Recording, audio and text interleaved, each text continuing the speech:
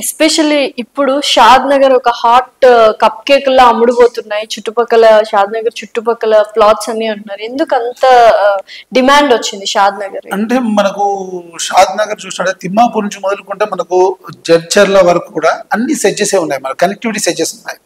బెంగళూరు హైవేకి left and right రెండు వైపులా సెడ్జెస్ ఉండడం వల్ల ఏంటంటే ఎటు 5 కిలోమీటర్స్ మీద ఒక సెడ్జ్ వస్తుంది మనకు. ఆ సెడ్జ్ లో ఎంప్లాయ్మెంట్ ఉంది. ఇంకోటి ఏంటంటే బెంగళూరు హైవేలో ఉన్నటువంటి షాద్ నగర్ పర్టికులర్ లొకేషన్ లో ఉన్నటువంటి సెడ్జెస్ అడ్వాంటేజ్ ఏంటంటే పర్టికులర్ గా వన్ ఇండస్ట్రీ లేదు. డిఫరెంట్ ఇండస్ట్రీస్ ఉండడం వల్ల ఏంటంటే మల్టిపుల్ ఎంప్లాయ్మెంట్ మల్టిపుల్ ఇండస్ట్రీస్ ద్వారా పెరిగే అవకాశం ఉంది. అటువంటి అర్బన్ చేసే అవకాశం ఎక్కువగా ఉండడం అక్కడ ఉన్నటువంటి అడ్వాంటేజ్. మీరు పర్టికులర్ గా జడ్చర్ల ఇండస్ట్రీ నుంచి మొదలుకుంటే ఈ మధ్య కాలంలో దివిటిపల్లి ఇండస్ట్రీ స్టార్ట్ అయిపోయింది ఇక్కడ. అందులో ఎలక్ట్రానిక్ బ్యాటరీ మ్యానుఫ్యాక్చరింగ్ చేస్తున్నారు అమర్ రాజా వాళ్ళు. వాళ్ళతో పాటు ఒక జపాన్ కంపెనీ రాబోతుంది. ఇవి లేదంటే ఇప్పటి వరకు మనం హైదరాబాద్ తో పాటు ఇండియా మొత్తం కూడా కార్బన్ బేస్డ్ బ్యాటరీస్ మాత్రమే వాడేవాళ్ళం మనం. ఇవాళ lithium ion based batteries giga factory రాబోతుంది అక్కడ. 10,000 ఎంప్లాయ్మెంట్ ఒక దివిటిపల్లి సెంచరీనే తయారవుతున్నారు.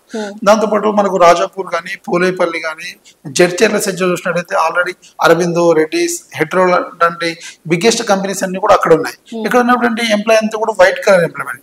Minimum BSc, MSc, BPharm, MPharm చేసినటువంటి ప్రొఫైల్ ఉన్నటువంటి వాళ్ళే ఉంటారు అక్కడ. సో అక్కడ అర్బనైజేషన్ అవ్వడానికి అవకాశం ఎక్కువగా ఉంటుంది. సో ఇదే మన షాద్ నగర్కి వస్తే ఇక్కడ నేషనల్ రిమోట్ శాటిలైట్ సెంటర్ ఉండడం కానీ, ఈ పక్క డాటా సెంటర్స్ మేకగూడ స్విచ్ లో కానీ, ఇటువైపు చందనవెల్లి సీతారాంపూర్ స్విచ్ లో అడ్వాన్స్ టెక్స్టైల్ ఇండస్ట్రీ కానీ, ఎలక్ట్రికల్ ఇండస్ట్రీస్ కానీ, ఈవీ వెహికల్ మ్యానుఫ్యాక్చరింగ్ ఇండస్ట్రీ కానీ, ఇటు మలబార్ గోల్డ్ లాంటి సంస్థలు వాళ్ళ యొక్క ప్లాంట్లు పెట్టడం, డిజైనర్ ప్లాంట్లు పెట్టడం, అందులోనే సెజ్ డాటా సెంటర్స్ ఉండడం వల్ల ఈ ప్రాంతంలో ఎటు 5 కిలోమీటర్స్ 5 to 7 కిలోమీటర్స్ వరకు డెవలప్మెంట్ స్కోప్స్ ఎక్కువగా ఉన్నాయి. సో ఇప్పుడు చాలా మంది ఏంటంటే ఆధ్యాత్మిక వైపు కూడా చూస్తూ ఉన్నారు. సో కొంచెం పీస్ఫుల్ ఏరియా కావాలని సో యాదాద్రి వైపు కూడా ఎక్కువగా ఫోకస్ చేస్తున్నారు. అక్కడ ఎలా ఉన్నాయి డెవలప్మెంట్స్? అంటే యాదాద్రి ఆల్రెడీ మనకు వెల్ డెవలప్డ్ హైవే అయిపోయిందండి మనకు.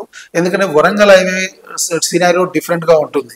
ఎవ్రీ 5 కిలోమీటర్స్ ఒక మినిమం గ్యారంటీ టౌన్ వస్తుంది.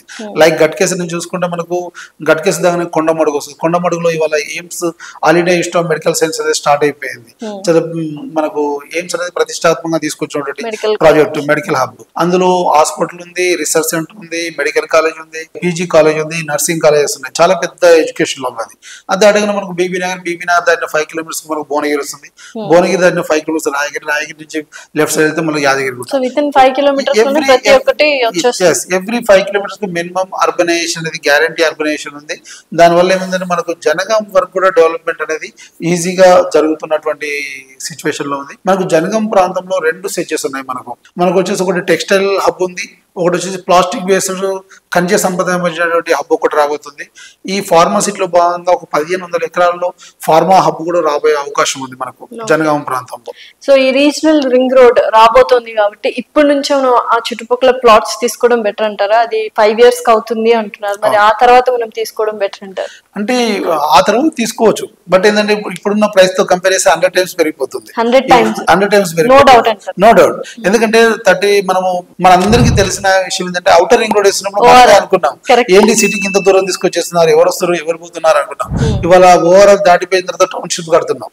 20 years లోనే మనమే ఇంత పెద్ద చేంజెస్ చూసినాం. మనం 2004-2005 లో స్టార్ట్ చేస్తున్నప్పుడు మనమే అనుకున్నాం ఎందుకు ఈ గవర్నమెంట్ ఇంత డబ్బులు వేస్ట్ చేస్తుంది, ఇంత అవుట్స్కట్ లో ఇంత పెద్ద రోడ్ అవసరమా అని అనుకున్నాం.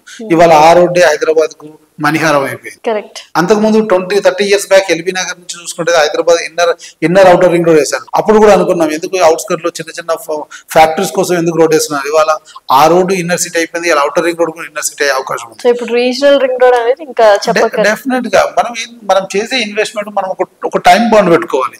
నేను ఒక 5 years ఇక్కడ ఇన్నర్ రింగ్ రోడ్ లో లేదా అవుటర్ రింగ్ రోడ్ లేదా రీజనల్ రింగ్ రోడ్ ప్రాంతంలో ఇన్వెస్ట్ చేద్దాం అనుకుంటున్నాను. నాకు ఈ 5 years వరకు నాకు ఈ అమౌంట్ తో పని లేదు, నా పిల్లల భవిష్యత్తుకు ఉపయోగపడాలన్నప్పుడు డెఫినెట్ గా 5 to 10 years వెయిట్ చేయండి.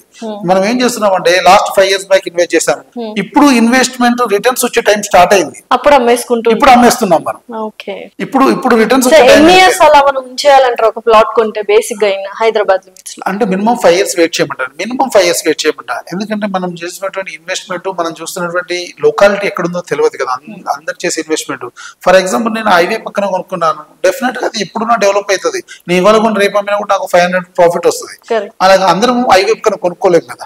సో అక్కడ ఉన్న బేసిక్ నెసెసిటీ ఇన్ఫ్రాస్ట్రక్చర్ ఏముందని చూసి కొన్నట్టయితే మినిమం 5 years వెయిట్ చేయండి, మాక్సిమం 10 years వెయిట్ చేయండి. మీ ఎకానమీ ఎంత చేంజ్ అవుతుందో చూడొచ్చు. కానీ ఏమవుతుంది, మన వాళ్ళు ఏం చేస్తారంటే రోజువారీ లెక్కలు కట్టడం వల్ల ప్రమాదం అవుతుంది. సో బడ్జెట్ ఎక్కడో అప్పు సప్పు చేసి కొంటున్నాం, మనం ప్రాపర్టీ తీసుకుంటున్నాం, కానీ అక్కడ ₹2 ఇంట్రెస్ట్ ఇస్తే బాగుంటది, రూపాయికి ఇంట్రెస్ట్ ఇస్తే బాగుంటది, నాకు బ్యాంక్ వర్కౌట్ కాలేదు అనుకున్నారు. బిఫోర్ కరోనా ముందు అందరూ అనుకుని ప్లాన్లు అమ్ముకున్న వాళ్ళు ఆఫ్టర్ కోవిడ్ తర్వాత పరిస్థితి చూడండి. కరెక్ట్. ఇలా కోకాపేట వాళ్ళు ఎంతో ఫీల్ అవుతుంటారు. 100 CR per acre అంటే more than 100 crores per acre అంటే చూడండి. కరెక్ట్. వాళ్ళు ఎప్పుడు 2004 బిఫోర్ అమ్మేసుకున్నారు, 95, 92 లో అమ్మేసుకున్నారు వాళ్ళు అక్కడ ఉన్నటువంటి ల్యాండ్స్ అంతా కూడా. ఎందుకంటే అక్కడ వ్యవసాయం పండట్లేదు, మనకు ఇక్కడ ఉన్న అవసరాలు ఏం లేవని అమ్మేసుకున్నారు. సో ఇవాళ 100 కోట్లు per acre అన్నప్పుడు మినిమం 1 acre లేకుంటే ఎవరు ఉంటారు, 10 గుంటలు ఉన్నా చాలు ఇవాళ అక్కడ ఉన్నటువంటి సినారియో ప్రకారం. సో ల్యాండ్ అనేది, భూమి అనేది మన యొక్క ఫైనాన్షియల్ ఫ్రీడమ్ కానీ మన ఎకనామిక్ గ్రోత్ కానీ ఎప్పుడు చేంజ్ చేస్తుందో మనం చెప్పలేము.